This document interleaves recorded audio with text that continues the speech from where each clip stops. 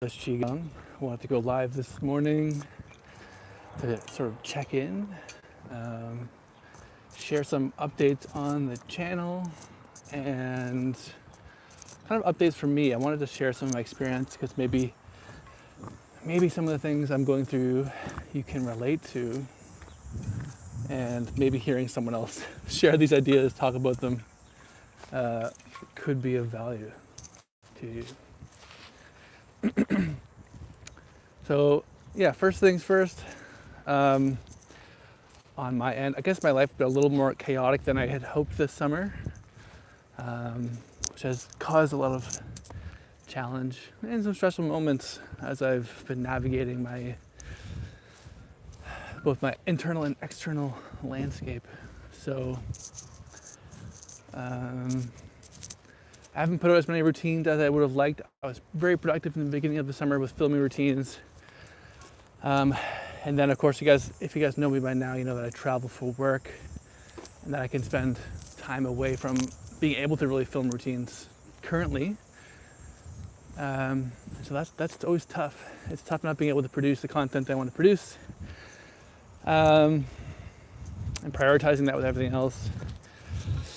So I think what I'm going to do is I've got quite a few things I filmed that I initially had plans for putting on my app.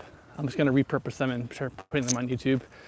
I want to keep providing value for you guys, keep putting out videos.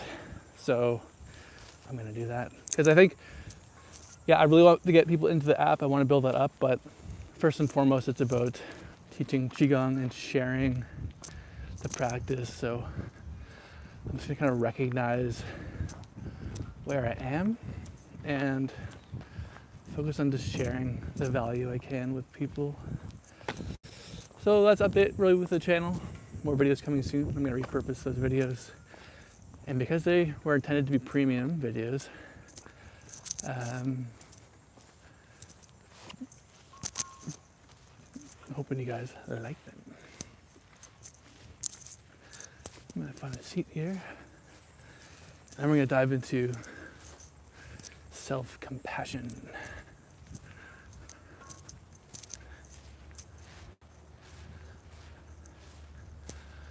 All right. Found a chill spot. So.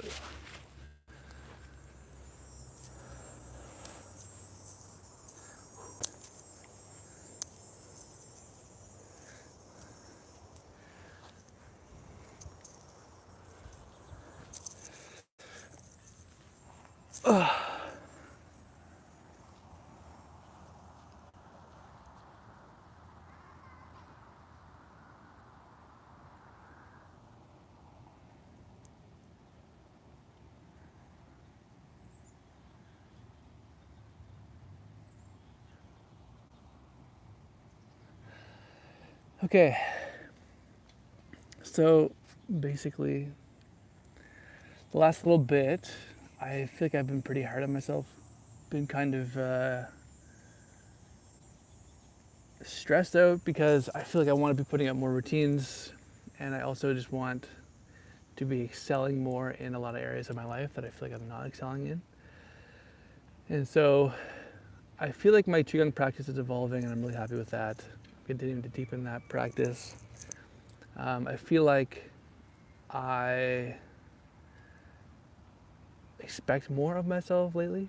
Like I think I should be reading more, studying more, practicing more Qigong. I also want to be making music. But I also have been trying to solve like a social need. Like I've been pretty introverted the last couple of years. And so when I'm in cities and stuff like that, I've been focusing on socializing.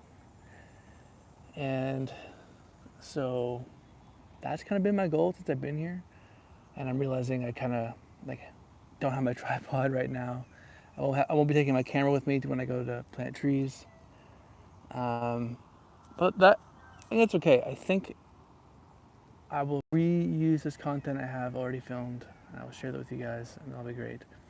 Like Effortless Qigong in my mind is in such an early phase that I know I'm gonna have setbacks along the way. Like the next couple of years, I still don't feel like I'll be producing content at the the top level that I would like to. I'm good. How are you? So I'll be figuring out that. But in other ways, I feel like I'm getting more clarity. Like I feel like I know the Qigong breathwork, this area. I'm going to continue to master it and share it with you. Hello from Canada. I'm also in Canada.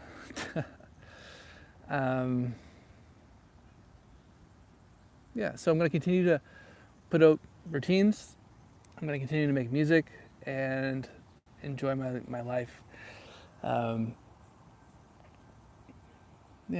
so that's kind of what I'm working on. That's what I'm doing.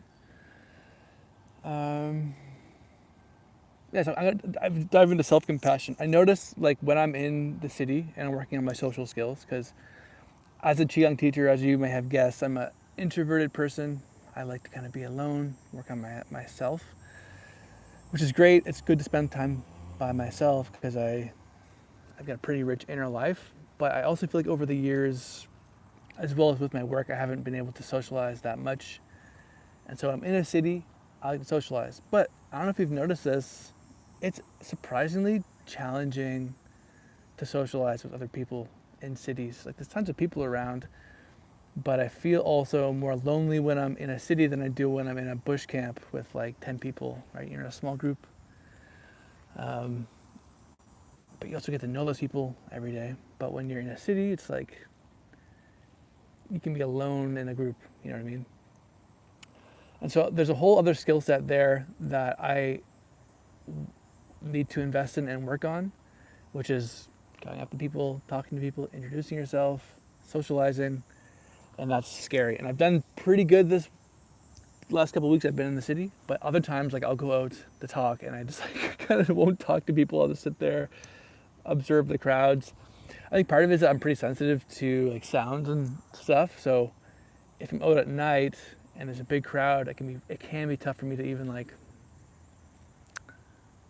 think that someone else is going to be able to hear me when I speak, and so I hesitate. But then I notice as I'm 30 years old and I'm bald and other things, that's like all these self-doubts can come into my mind that I can be pretty harsh on myself, like you're too old, you're bald, people won't find you attractive, like, and you clearly look awkward around other people. So these are like my own inner dialogues that I notice can pop onto myself that makes myself stressed out.